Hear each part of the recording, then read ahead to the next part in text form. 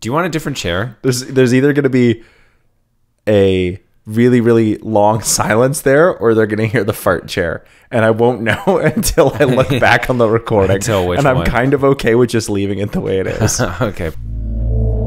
Welcome. You are entering a strange realm. A realm of what ifs. What if movies, television shows, and video games were better, worse, bizarrer, or downright different? What might they look like? Find out on today's episode of CineCasters.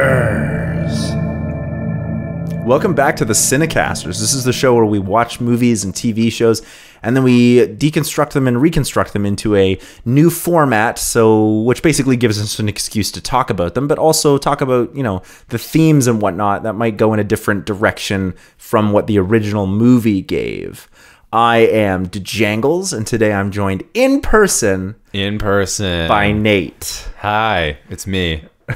That was a good intro. Yeah, that was a good intro. I like that intro. I took that intro from, I think, the last one you did, which was the remake. Oh, you picked up. Yeah. You took it and then you kept going. Instead of stopping halfway through like an idiot, like I did. It was the remake of Total Recall. So today we're doing something that we haven't done in almost 2 years exactly.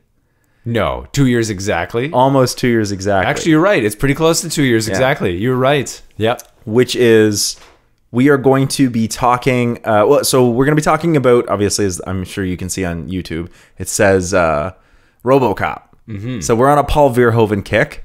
Mm-hmm. We're going to, and this is the first part of a two-parter. We're going to do this Robocop, and then instead of doing Robocop 2, I think we're going to do the remake. The remake, yes. To look at that again, because that was really, really interesting. It was interesting to do that with Total Recall, yeah. But this time what we've done is we just finished watching the movie maybe half an hour ago. Maybe an hour ago. Not that long ago. And we took a break, sort of wrote some notes, some short notes, and we are now going to pitch them back to one another. We haven't talked about the movie. All we did was watch it together, and now we're going to pitch it back. So all we did was I guess all we did was talk about some preliminary Paul Verhoeven. Yeah. We had there was a little bit of banter, but nothing too in depth. Yeah. So, Nate, Paul Verhoeven's Robocop, of course, which is his most famous work. Apparently, yeah. I loved it. I absolutely loved it. Even if it's just even just purely for the camp, I loved it. But okay, so this is why I liked it. So, right from the beginning, okay, you're watching news footage. And this news footage comes back throughout the movie, right? And so everything seems to be there's these constant interruptions that are drawing attention to themselves, that are commenting on the action sort of from a distance, but they're also commenting on other things that are happening in the world and doing it in this very cold, in the way that a newscaster would do it, but it was done in such a way where it felt like, oh, this actual media apparatus itself is just as kind of cold and calculated and in a way cynical as this whole police operational apparatus. Exactly, yeah. That's there to sort of control the population. I was also thinking about it a little bit related to, because I had just read Discipline and Punish not that long ago, and Foucault talks about how systems they create criminality. Yeah. And I thought, there's something in here too. The company actually creates the criminals that are then being used to justify the creation of the police force that then goes after these criminals. So that's hilarious because that's actually what my pitch is. Oh, really? You just said that's actually what my pitch is. No way. And I'm going to get into I did touch on Foucault. I didn't want to go too much into it.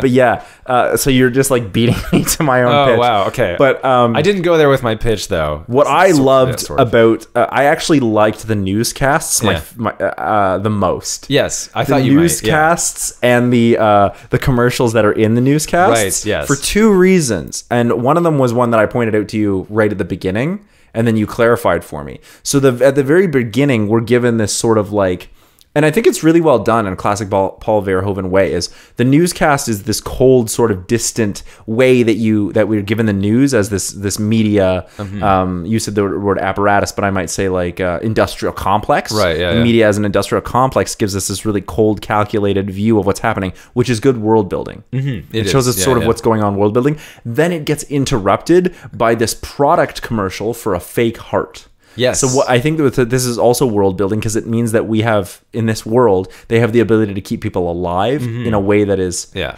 So we're already introduced the idea of like synthetic, quote unquote, life, the way Robocop is, which I thought was really great. But it's so cynical. Yeah. In the way that he's like, and remember, we care. And you're like, but he's selling you something. Yeah, you know exactly. What I mean? Like, he's Exactly. And it's creepy and slimy. And then when we get later on, we get the 6,000 SUX. 6,000 sucks, right? And they're like giant T-Rex the giant walking T-Rex, around and the it's like, city. wow, that's a big one. You know, I love that. And I think that says a lot about product, which I think this movie does a lot with. But before I get carried away with that, I want to talk about how all the news stuff was done on like video. Like how you're saying it was probably done on tape.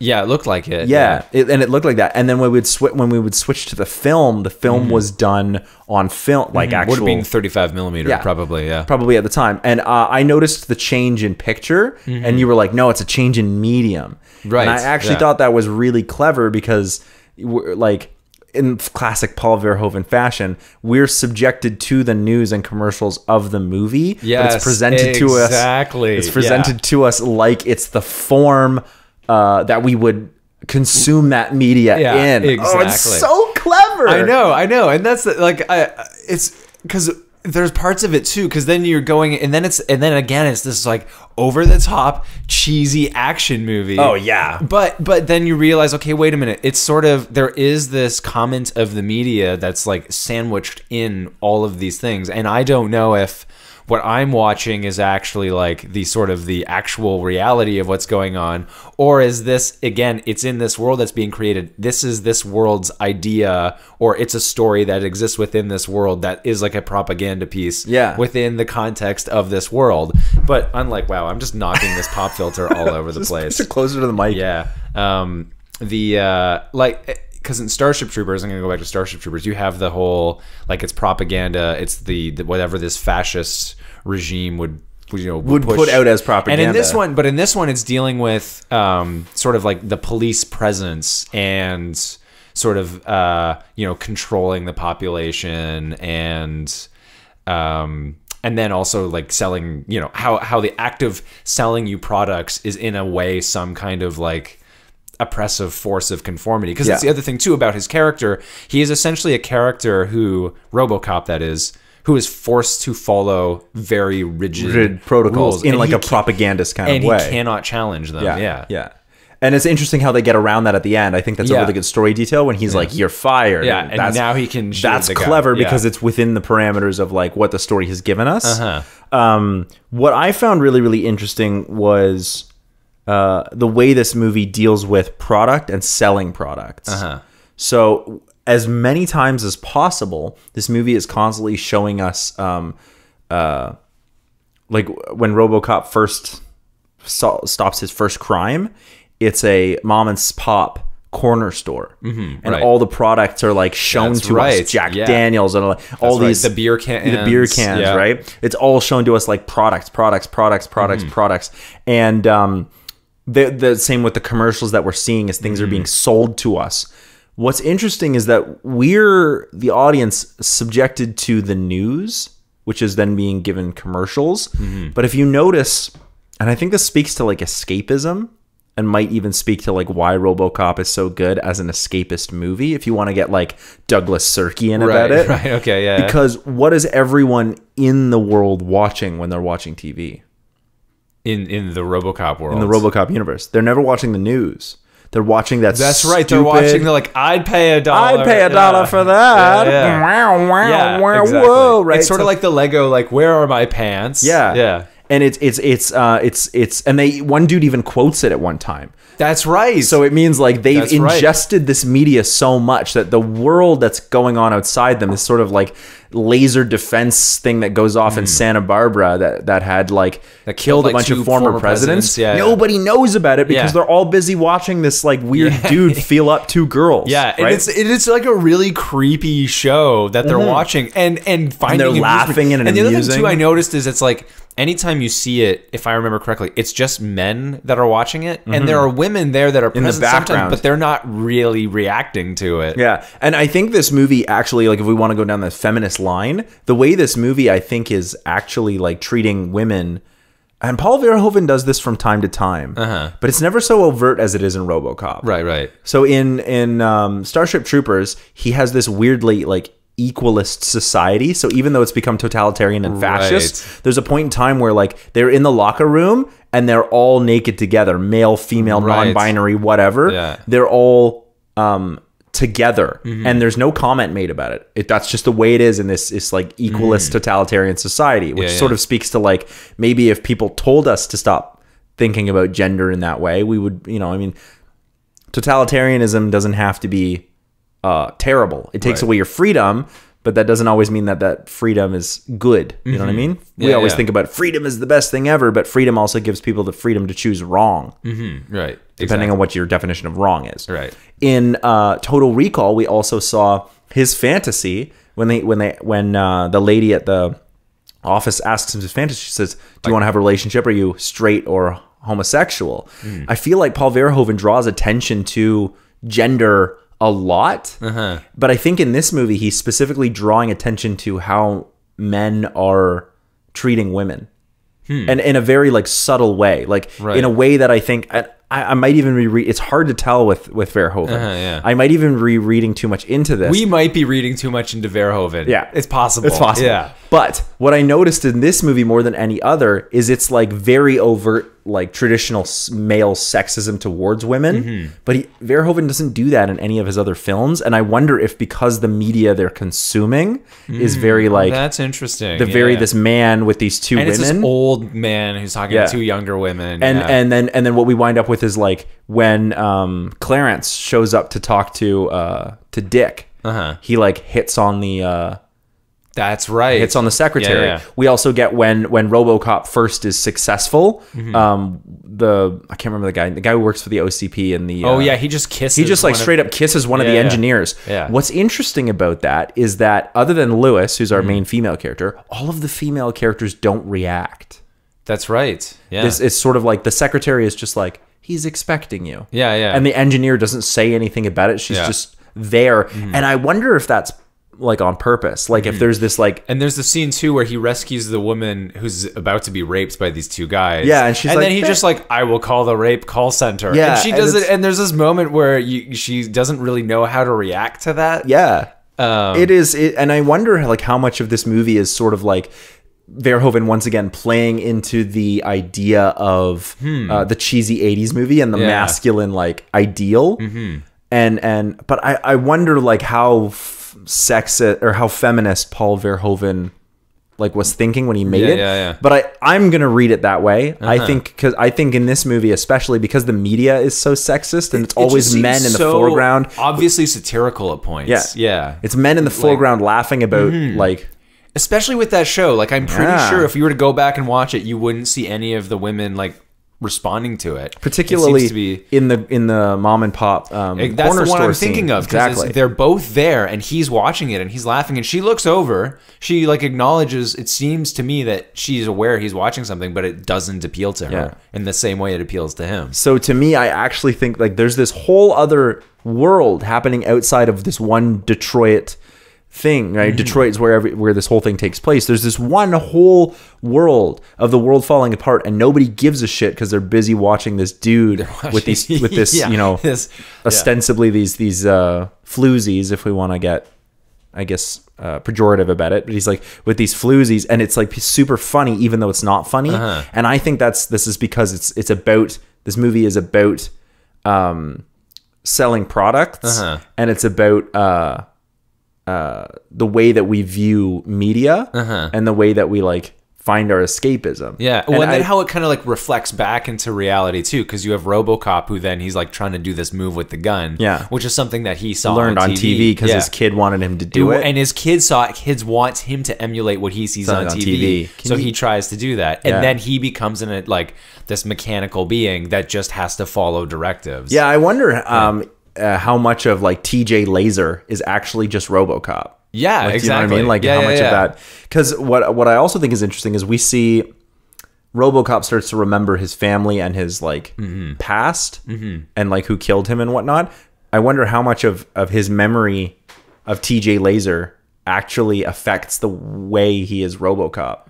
Right, exactly. Like the way his personality Well, is. I think even the quality of the memory itself has this very staged quality to it. Like there's the shot of him driving away, and it's his wife and his son on the driveway. But if you watch the way they're waving in this like way over the top way, and even the memory of him in the costume, like, oh, isn't he so cute? Yeah. He's got the pitchfork, and it's like way over the top. Yeah, I think the memories might be like, I was thinking about that too, like how much of it is playing with the idea of, like in Total Recall, it plays with that idea of memory and implanted memories. That's the point of that movie. Yeah, but that's the focus of that movie, and there's a little bit of that here, but I think it's there is kind of a question of like how much of his like the world that he had inhabited, or is the world that he's wanting to return to, that is itself some kind of like refracted through the medium, and is also very much superficial. We were talking about Douglas Sirk earlier, like the whole like the American dream and this like this pursuit of materialism, like, well, it's all fake. And even the like Rock Hudson off in the forest, rejecting, doing this like feeding a deer, and what's his name, Thoreau, I can't think of his first two names. You're talking about the Walden, the book. It's Henry David yes, Thoreau. Yeah. So even this idealistic version of like, oh, we should get back to our great American roots and be out in the world feeding fucking deer as they're like coming to the window from our bare hands. That's also like a fake version. It's all staged. Yeah, that is just itself like a facade. Yeah, as is the whole like facade of the movie itself and the materialistic culture. For anyone who doesn't know what we're talking about this the movie specifically. The movie All That Heaven Allows, by Douglas Sirk, and how Nate had mentioned this when we did Total Recall, both the remake and the original, where Verhoeven, under your opinion, Verhoeven is like doing with action movies in the 80s and 90s, with the sort of like the form and the function reflect back on the viewer of what is happening and what you should be questioning in the films you're watching. Well, Sirk was sort of doing that. Douglas Sirk was sort of doing that in the 50s by presenting this like classic Americana, sort of cheesy, very cheesy, over the top, like the melodrama. Melodrama presented at mostly females as a demographic. But when you watch it, you're sort of like, oh, again, the form and the function are calling to attention the fact that you're watching a super degree of artifice. Yeah, exactly. Yeah, it's sort of like almost like a Brechtian kind of philosophy of, entertainment or theater, where it's like with Douglas Sirk, half of it is, you have characters that are questioning values of society, but then you also have, on top of that, you have this presentation that is very much is a construction that's drawing attention to itself. Yeah. And so in the same way that Douglas Sirk is sort of he's playing a bit with irony and like the reality of film as a medium, I feel the same thing happens in Paul Verhoeven movies, where it's like there's a very clear and it's interesting, having watched Starship Troopers, Total Recall, and this movie together,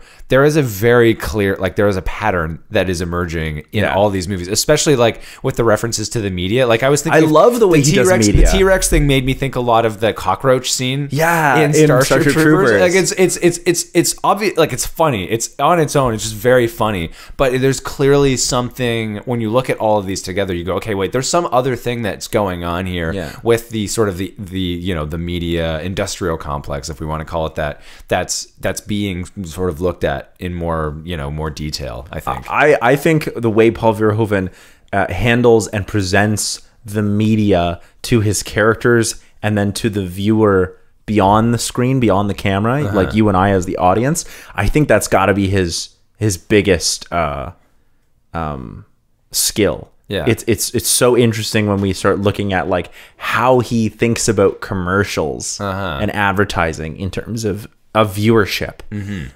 That is 100% my favorite thing about this movie, and was about Starship Troopers too. Yeah, exactly. And Total Recall had that as well. Yeah. With there was the two commercials. There was the one of him seeing the recall commercial, and then the commercial for going to Mars. Yeah. And then there's also at the beginning of Total Recall, there's also him watching the news and sort of getting what ends up becoming the fantasy. So we think. We don't know if it's real or not, but all of that is fed by some media that he has consumed earlier that day. Yeah. And I think and we see that a little bit in the remake. Mm-hmm. But it's not quite as clear. And I feel like, with the remake, it's also because it seems to be very much leading you to interpret it like, oh, it actually happened. Yeah. But the only thing that I can say with the remake of Total Recall that did well was when they draw attention to, they say there's a terrorist named Hauser on the loose, and we never see Hauser's picture, but it's in the media. Oh, right. That was done really, really well, but they don't do enough of that. Yeah. It's not nearly as cheesy or as campy or as well thought out as Verhoeven's original. And I feel like the cheese, like going back to like Douglas Sirk and the melodrama, the cheese in is Verhoeven, the point. I think so too. In a lot of ways, I think that if ever there was two directors, there's probably more, but if ever there was a single or two directors like Sirk or Verhoeven who embodied the idea of Marshall McLuhan's "the medium is the message," exactly. I think I'm gonna do this as a thing. I think you should. I think I'm gonna do this as a thing on the medium. I think there's something there. Yeah. I'm excited to do more Paul Verhoeven stuff. I think we're gonna do the remake of Robocop, and then I think Judge Dredd is another Paul Verhoeven. I don't know. Did Paul Verhoeven do Judge Dredd? I actually don't know. I don't know. I'll look it up later. But we should do Judge Dredd anyway. We should do Judge Dredd anyway. But yeah, I'm on this like Paul Verhoeven kick where we've been really thinking about the medium as the message. I'm gonna do this as a thing. I think you should. Yeah.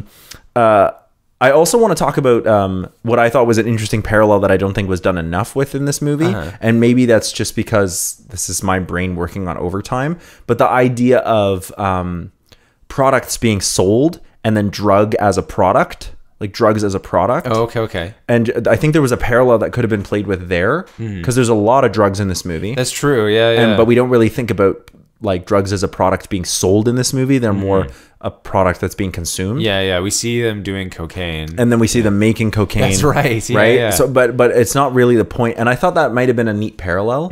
What I do think that might have been like too much because there's a lot of themes in this movie. What I do think was really well done was how Robocop himself is a product. Yes, they explicitly say that. Yeah. And how I think they're trying to sell safety as a product to the public, right? And like reduce crime. And there's also this idea of like we also should talk about, because I think it's really relevant, this idea of like the police going on strike and whether or not they should be allowed to do that, right? And how crime plays into this idea of a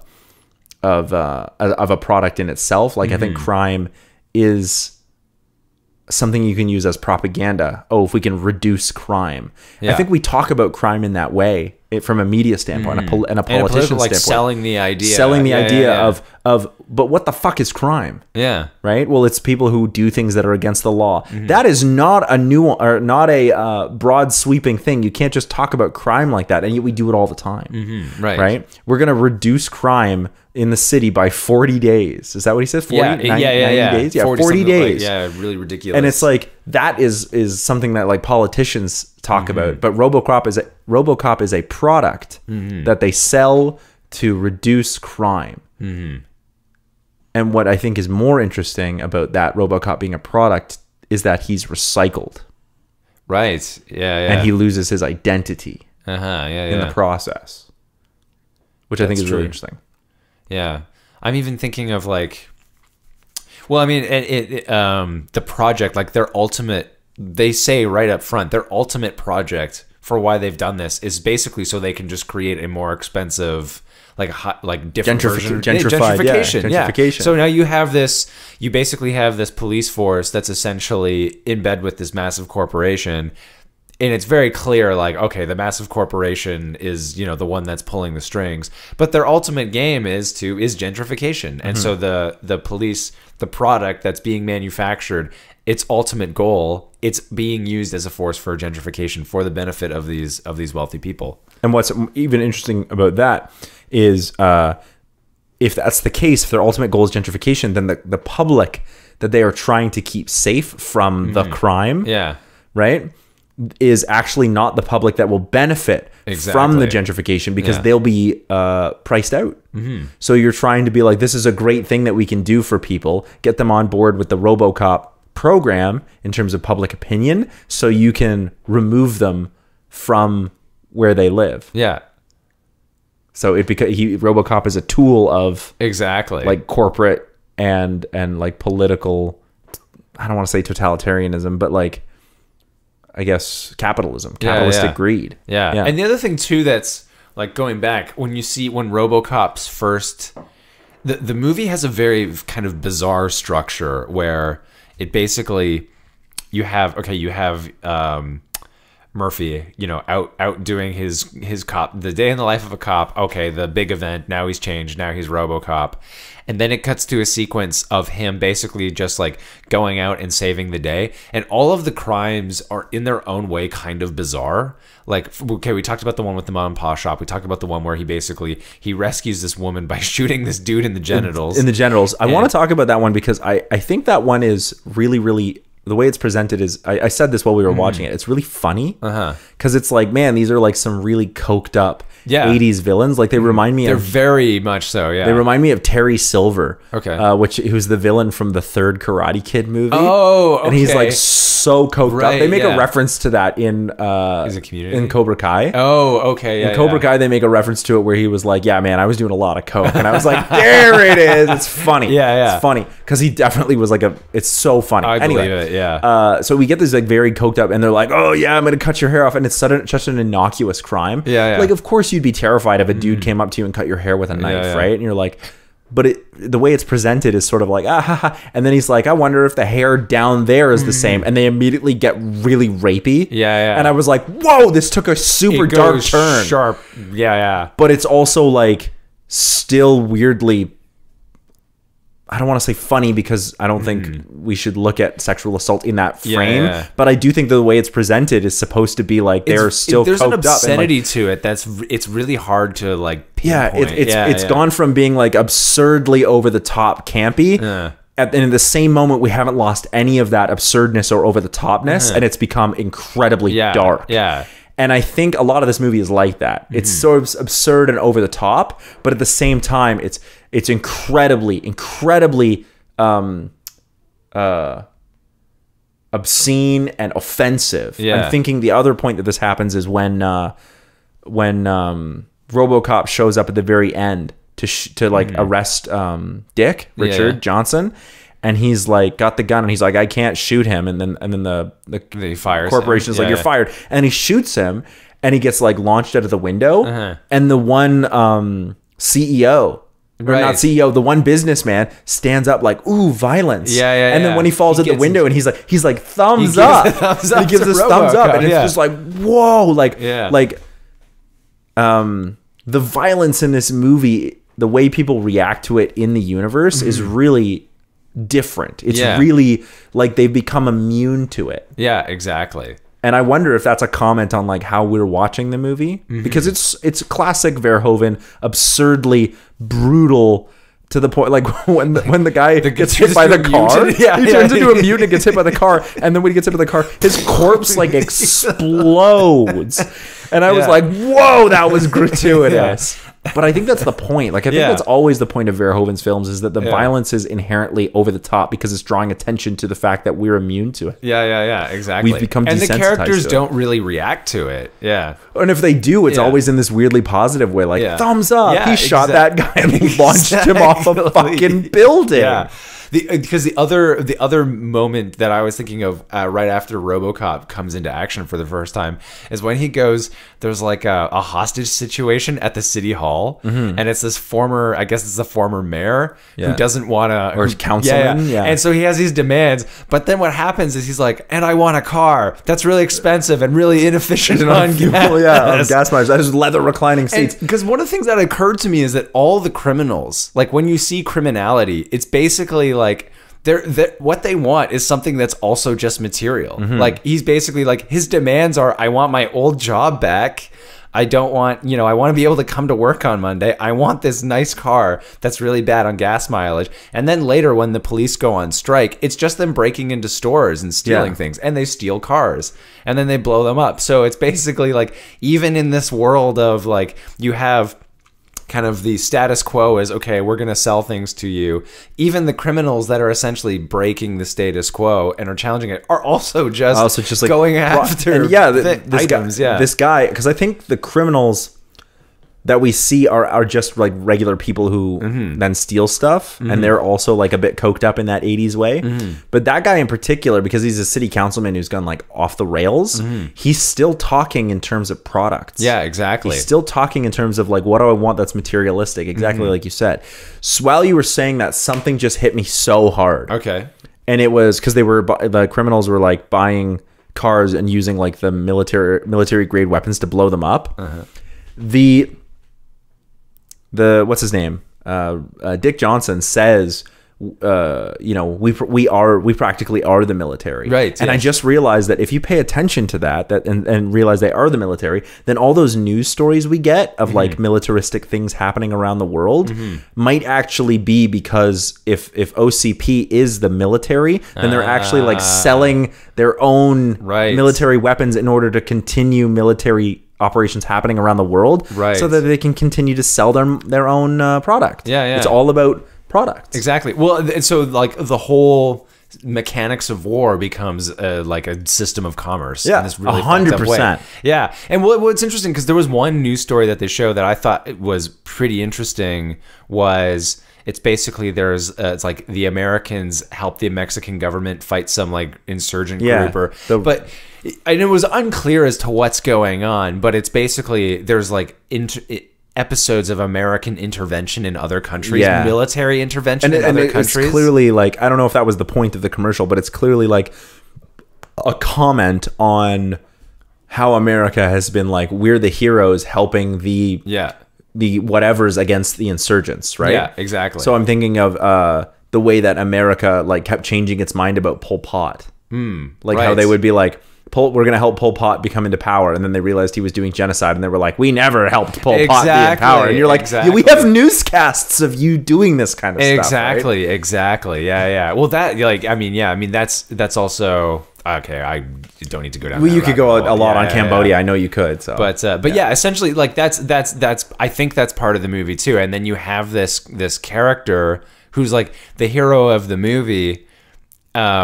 You know, he can't think for himself. He is like the American hero. He follows orders, and all he does is he gets the bad guy. Well, who's the bad guy? Well, the interesting thing in this case is the bad guy is actually someone who's been created by the system to justify his existence. Yeah.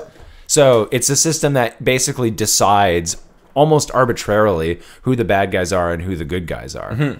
Because the people who made Robocop, which is interesting, like the people who make Robocop in order to help perpetuate the system are the bad. Like one of them is the bad guy, and Robocop is incapable of bringing him down, even though he is like in the movie he's the bad guy. Yeah. In the movie he's ostensibly the bad guy. What's interesting about that is you could read that both ways, because the system creates Robocop, and then Robocop is able to like defeat the quote unquote narrative bad guy, but at the same time he is not able to stop the system that created that bad guy that also created Robocop. Exactly, it's like a vicious cycle of, I mean, it's a product. I mean, the movie itself, if you want to think about it, is a product that was sold to us. Exactly. You paid $4.99 on Apple TV to rent Robocop so we could watch it, right? Like we bought into the system. I mean, I don't think this might be getting our heads too far up our own asses, but I don't think we're the average viewers based on the way we talk about movies. No. And if you're listening along, I don't think most people have this conversation. This kind of conversations about movies after watching Robocop. Yeah. I actually don't. I gotta look and see if anybody else has like been like Douglas Sirk and Paul Verhoeven. Yeah, there's a way to read these together. I don't know if I'm gonna write a thing about that. Yeah, but I think that's where I'm like, I don't know. Are we reading into this? I don't think so. I don't think so. Especially if you look at RoboCop, Total Recall, and Starship Troopers. There is definitely like a through line there with the comments on media, the like American military, like just Well, how military in general, but from an American standpoint. our relationship to media, and specifically like how that informs our own reality. Yeah. And you see that in Total Recall. I think you see that here, and you do see that in Starship Troopers as well. Yeah. So, I know this isn't a fair sort of comparison to make, but of the 3 Paul Verhoeven films we've watched so far, which one are you going to call your top? I think I'm gonna have to go with Total Recall. I knew you were gonna say that. Yeah, I think I'm gonna have to Go with Total Recall. Yeah. See you at the party, That's like the best line ever. And I will say the one-liners in RoboCop are really, really good. Oh, they're fantastic. Their delivery is so like. What does he say? I mean, it's not the best line. We'll come back to the best line. Yeah. I know. I'm thinking of what you're talking about. The line I'm talking about is like whenever he does his one-liners, he's always like, "You're safe now. I will like notify the nearest rape like crisis center," and you're like, all of his one-liners are just like that. Like, "Stop! You are under arrest." Like, it's so funny. Thank you for your cooperation. Yeah. The best line in this whole film is when Clarence shows up at the what's his name, Roger, I think I can't remember. Oh, he's yeah. When their 2 prostitutes are there, and he's like sniffing coke off their boobs and shit, which is another like really sexist thing about the media he watches. Exactly, right, because that happens at another scene. But Clarence shows up and he's like, "Bitches leave," and they just walk out. And it's like, "You think he'll call me?" Like, no, I don't think he's gonna call you. But I just love the way it's delivered. It's not like "leave, bitches." Yeah. It's "bitches leave." Yeah, and stated in this kind of just very dry way. And the thing is, like, they don't react to it. They don't really react beyond actually just walking out the door. And because the other thing that's sort of strange about that scene is just before then, like, he's talking about them both like, "Oh, I love smart women, and I think smart women are just the best." And they're playing along with it, and yet at the same time, you as the audience are going like, "These are floozies." Like, this is not. He doesn't like them because they're smart. No, women. Exactly. He is totally lying. Yeah.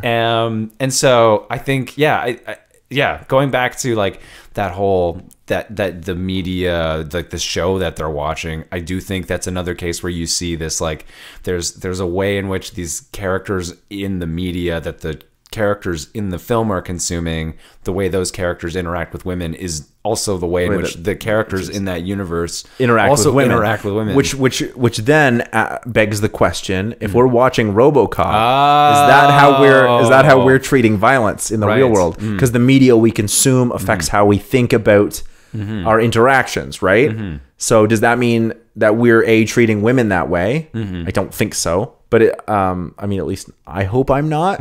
I don't know. I can't speak for other people. But is that the way we like interact with war and violence and propaganda and particularly like the police paramilitary industrial complex, right? There's like a dissociation essentially. I do think that's what's very much apparent between the characters, and you talked about this, but yeah, there's like this disconnect between what the characters are seeing on like the news, which I think you're right. I hadn't thought of that, but none of the characters really pay attention to the news. And even the newscasters themselves, when they're describing these horrible things, seem unaffected by it. Yeah, totally. Yeah. I will say that my favorite of the 3 we've watched is still Starship Troopers. I thought you'd say Starship Troopers. I think that is probably one of the smartest movies I've ever seen. Oh, wow. So good.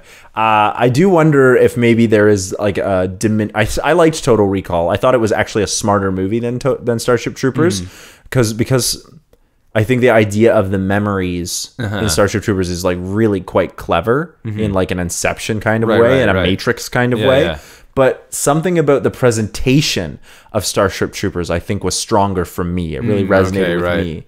I really liked that movie. Yeah. I do wonder if there's like diminishing returns with Paul Verhoeven. Like once you've seen one of his films, you sort of know what to expect. I haven't had that yet. Yeah. I did not dislike RoboCop, but I haven't had that yet. I wonder if, because I feel like some of those things, I might not have picked up on them in RoboCop had we not seen Starship Troopers and Total Recall first. I don't know, because RoboCop, I think it was still there. I still think it's the there. The way the news is presented, the way the commercials are presented, I still think we would have picked up on it.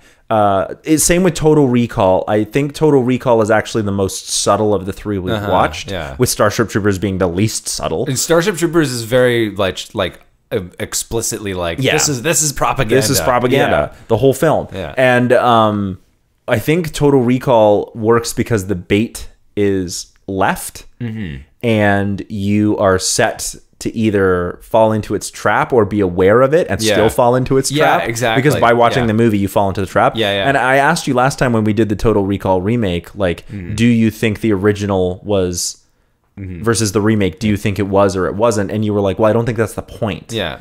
Whether it was or it wasn't. And I agree with you. I don't think that's the point. I think so far Total Recall has been my favorite in terms of like the way it was made. But the form and function of Starship Troopers makes it my favorite. Oh yeah, I mean it's great too. But yeah, I mean I think in Total Recall, I love the red pill scene. Yeah, I think that's the Matrix. It's amazing like how similar that one scene is to Inception. As well as the Matrix. Yeah. Like, wow. Yeah. And it is, but I mean, I also just on a personal level, I love those questions. Like, okay, well, wait a minute. What, how much of this is real? How much of my experience is real? And then in the context of film, which, the ontology of film, like it creates its own reality. Yeah. Or that's like, Inception. Exactly. Yeah. And then thinking about that in terms of dreams and memories, well, there's some similarity there. And I think Total Recall captures that. But what I like about Total Recall is it's so hard to tell, like, okay, well, wait a minute. Is this actually happening? Yeah. Or is this the memory being implanted into his mind? Yeah. Like, I don't know. And that's a great concept. Yeah. There is another movie that sort of plays with this in a much more satirical way. Like plays with the form and function of a movie as a movie.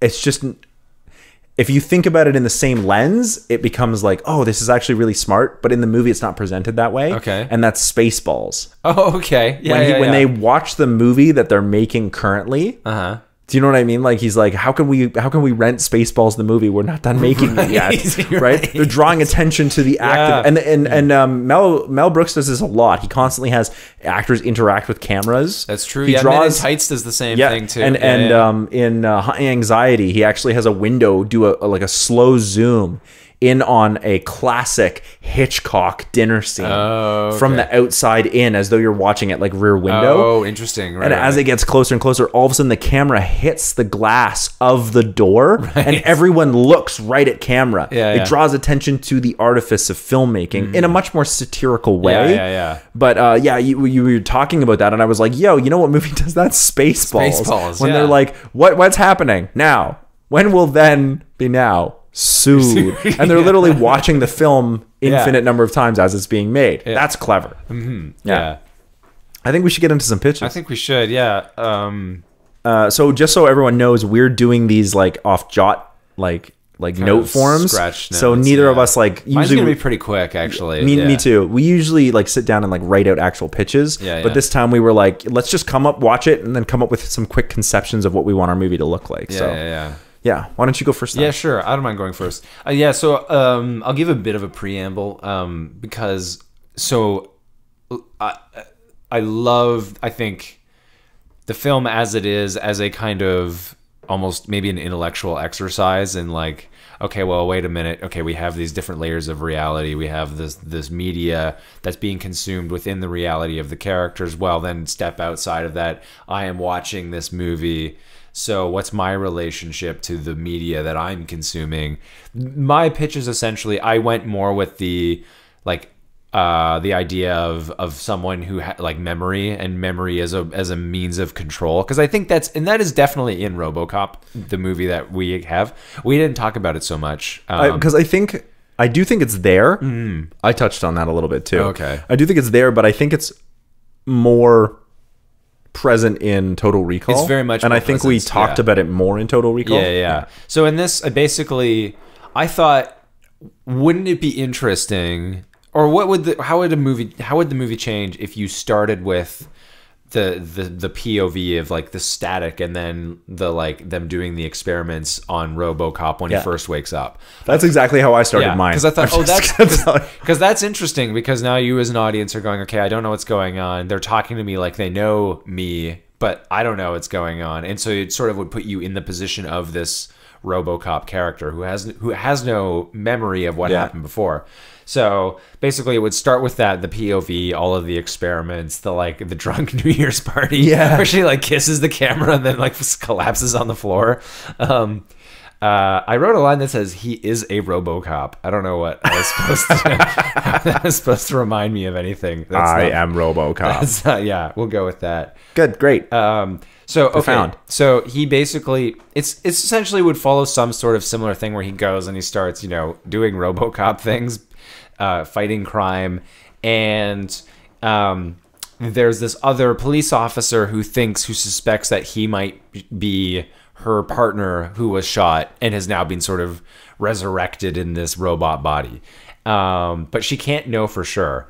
But he is now the robot. He's having these memories. He's thinking back. He's like, yeah, I have this image of like me and there's this family. And he doesn't know what's going on. He doesn't know it's a memory. He just thinks it's some kind of a image.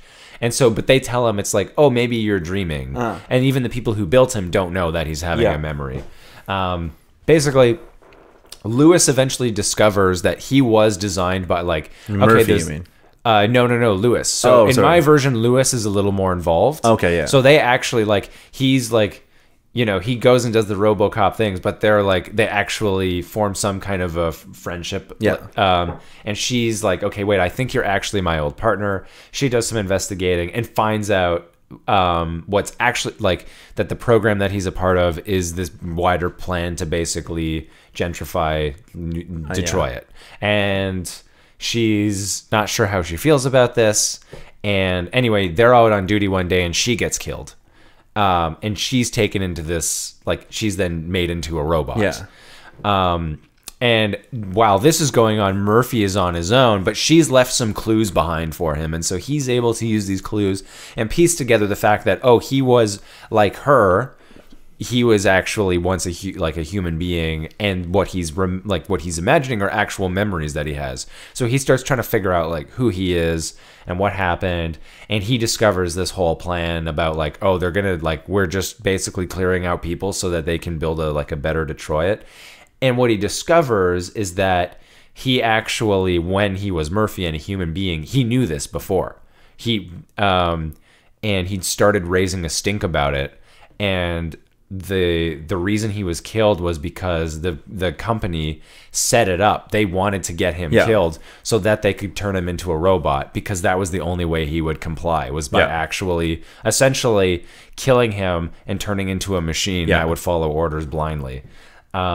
His roboticization is a way of reducing him down. Exactly. And now the same thing is happening to Lewis. And so what he realizes is that this plan to control the police force is actually part of a larger plan that they want to use on people in general as a way to control them, actually literally turning people into products that they can control. And so he basically and then of course, as part of this, going back to the whole Foucault thing, this company creates all the criminal world is connected to this company, and so they've essentially created the criminals so that they can justify creating this program. And so he tries to put a stop to this, and he tries to fight back, and Lewis comes to life, but she's still she's like the way he was at the beginning of the movie. So. And she has no memories, and so she's just told to kill Murphy, and so she does. Oh, that's so cynical. And so the end is basically Lewis killing Murphy. But now she sees the clues that he's left behind for her, and so it's sort of maybe it's the cycle continues. The product cycle, and maybe she'll be able to figure it out. Or will she just get killed by the next person? Or then there's a question of wait, was Murphy was his dysfunctionality created by the company so that they could essentially justify certain upgrades that they'll perform on that's a robots. classic cynical Nathaniel move, let's have a terrible ending. No, it's really clever though. It's really good. It's surprising how close that is to mine. Oh, okay. Really close to mine. So mine would actually be the same thing. We'd have Murphy wouldn't know it. He's Murphy. They call him Robocop, but he's not the first one. So mine is there's the other Robocops, and he wakes up and he's in a long line of them. And what we get is him eventually realizing that he had a family and stuff like that. Right. And very, very similar. But what we find out in mine is that he was sent out so the propaganda is the same. The propaganda we're getting is the same. And they basically like, in the past, we find out that the government sold its police. So instead of the policing being owned by OCP, they sold policing to the OCP. Oh, so it's like privatized. It's now force. Privatized military. Right? Oh, interesting. Okay, yeah. And so what wound up happening is that the goal of privatized paramilitary police forces was that they were basically charging the government money in order to stop crime. Right? Oh, okay. Right. So what winds up happening is there's no actual incentive to reduce crime, because if crime is gone, then they can't make money. Right. So what winds up happening is the OCP actually funds crime in victimless crimes like drug running and prostitution. And so what they do is they also sell crime as this like anti-product.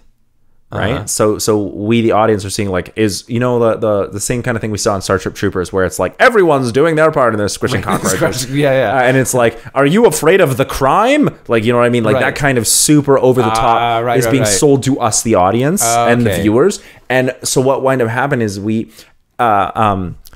Murphy realizes that he actually had a life, and he was a rookie cop. So his family was much younger. He was a rookie cop, and he signed up for this Robocop program without knowing what it was, because he knew that he was like, I need to help do my part to stop the crime, because he's ingested this propaganda. Right. And what wound up happening is because they did this, the Robocop program was actually started because the company knows that they can, if they put people out onto the street, cops out onto the street, that they'll get killed. Okay. And then they can recycle their parts by turning them into Robocops, which are superior cops.